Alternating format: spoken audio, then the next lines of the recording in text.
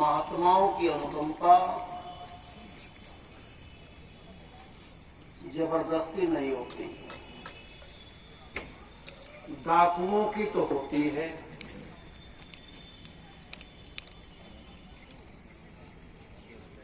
लेकिन महात्माओं से जबरदस्ती नहीं लिया जाता। और उनसे ऊपर भी यदि हम सूक्ष्म जगत में चले तो वहां तो ये द्रव्यवाद भी समाप्त हो जाता है, केवल समर्पण रह जाता है।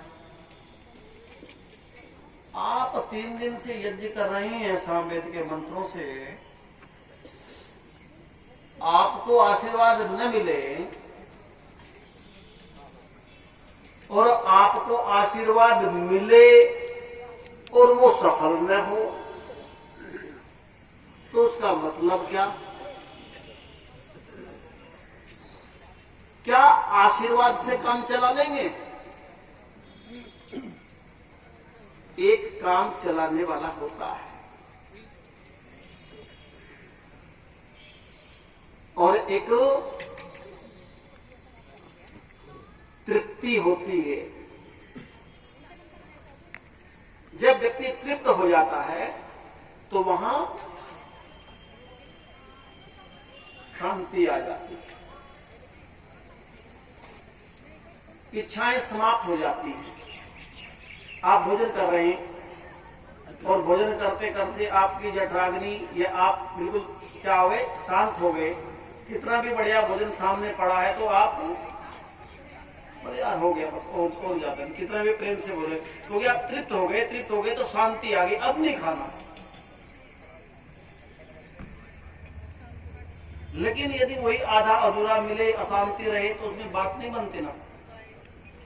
इसीलिए इतना यज्ञ किया है, इतनी क्रियाएं की हैं, सब लोग इकट्ठे हुए हैं, आए हैं। अब केवल 2 मिनट यदि हम स्वस्ति स्वस्ति कह करके ये भी पूरा कर दे, कितनी मिनट लगती है? बोले बोलो जी स्वस्ति, बोलो स्वस्ति। तैयारी कुछ है नहीं। एक ने फूल फेंक दिया, दूसरे ने चावल फेंक दिया और दूसरे ने दूसरे को हाथ मार दिया। ऐसा भी मैंने देखा है आशीर्वादों में। तो ये जल्दी तो हमें बहुत है ना। लेकिन लोगों, मेरे शिष्टजनों, प्रिय दिव्य आत्माओं, आशीर्वाद जब भी लिया जाता है वो समर्पण और विनम्रता के साथ लिया जाता है। केला तो आशीर्वाद है नहीं, या सेब किसी की थैली बढ़िया सी देखी और खरीद लिया, भाई जरा देगा 25 रुपए का, तो 50 का दे देगा। आशीर्वाद का और पैसे का कोई संबंध नहीं।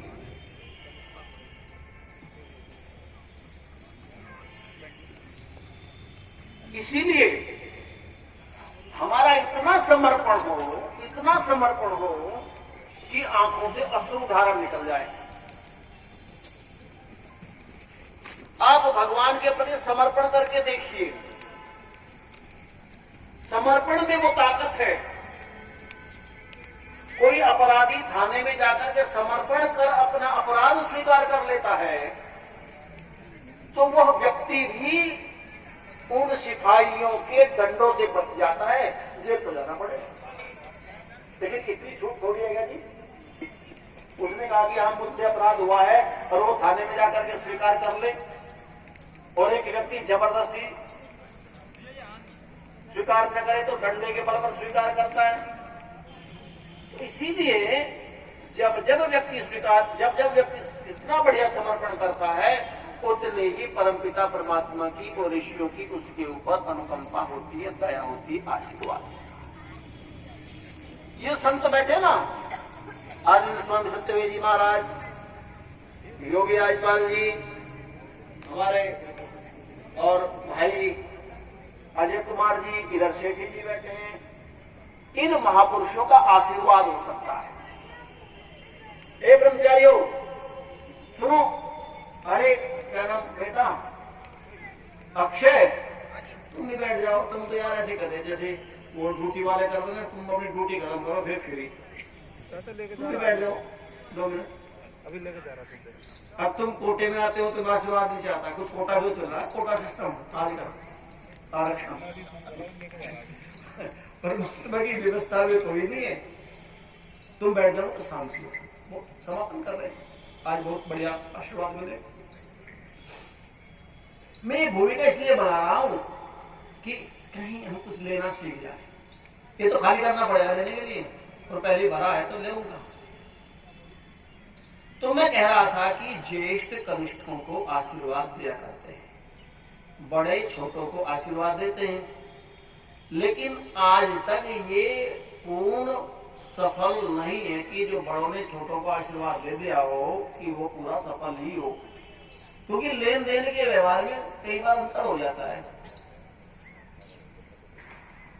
हम उस अंतर को समय रहते समाप्त कर दें, लेने वाला लेने के लिए तैयार हो जाए और बस देने वाले भी कंजूसी ना करें। देने वाले बड़े कंजूस होते हैं ना, देने वाले कंजूस बहुत होते हैं। बोले स्वस्ति हो गया, ना आत्मा से जुड़ा ना अंतःकरण से, बोलो स्वस्ति, उस स्वस्ति के कोई माने नहीं।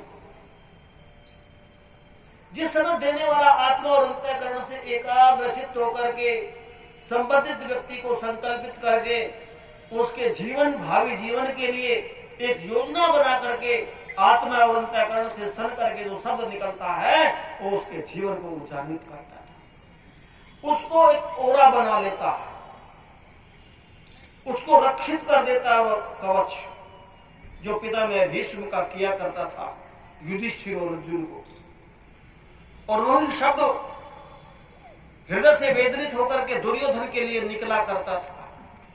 आपने महाभारत देखा होगा, वही पिता में भीष्म अर्जुन के शब्दों से पिघल जाया करते थे और अपने जैसे महारथी को अर्जुन की विजय के लिए मार्ग से हटाने का रास्ता बता दिया करते थे, बता दिया था।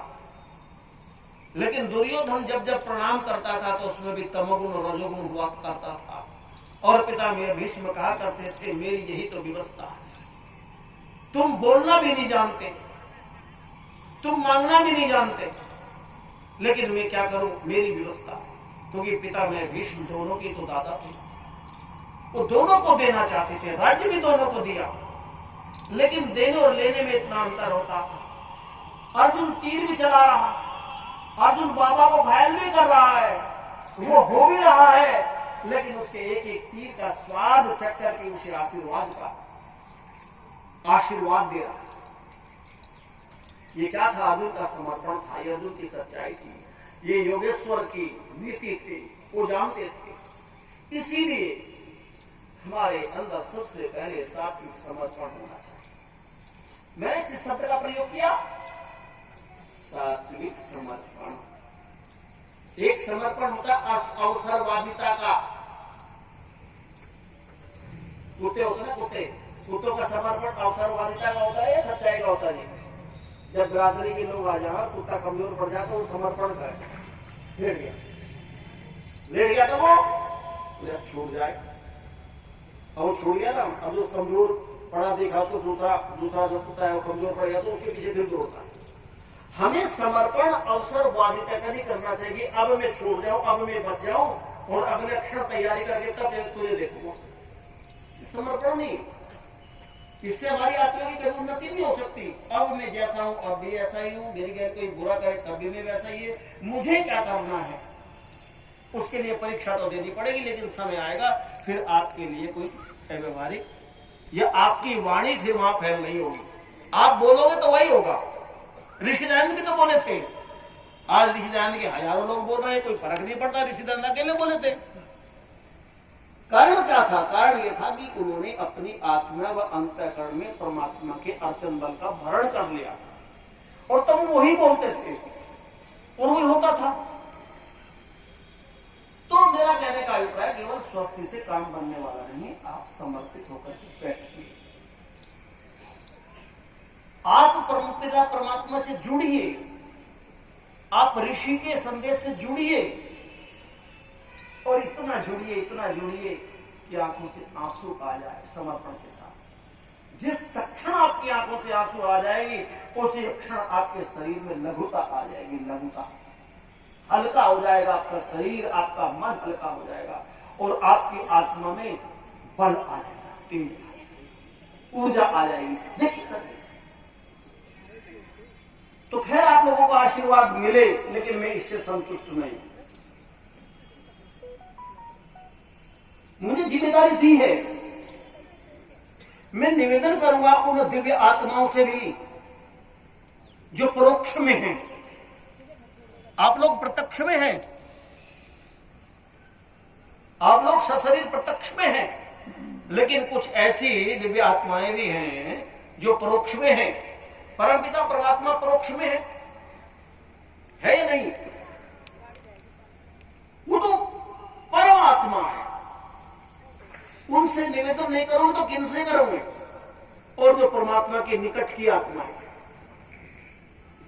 किसी एमएलए के निकट की कोई व्यक्ति हो, मंत्री के निकट का कोई व्यक्ति हो, आप उनसे अपनी बात रख दे तो आपका होगा नहीं होगा? और डायरेक्ट हो तो बहुत बढ़िया। तो परमात्मा और परमात्मा के निकट की आत्माएं, ऋषि दयानंद परमात्मा के निकट की आत्मा थी, इसलिए वो काम कर गए। पूज्य बात गुरुदेव ब्रह्म ऋषि कृष्ण जी महाराज परमात्मा के निकट की आत्मा थी, कृष्ण निकट की आत्मा थी। इसी प्रकार से आप लोग भी परमात्मा के निकट की आत्मा है। यदि नहीं होती तो ये श्रेष्ठतम कर्म करने का अवसर आपके हिस्से न आता। बस अंतर इतना है, कोई बस की अगली सीट पर बैठा है और कोई पिछली सीट पर बैठा, इससे कोई फर्क नहीं पड़ता। जब रास्ता आएगा, जब स्टॉप आएगा तो उतरना तो पड़ता है। कोई 2 मिनट पहले उतर जाएगा तो वो बात होती है। सभी सब बराबर नहीं हो सकते।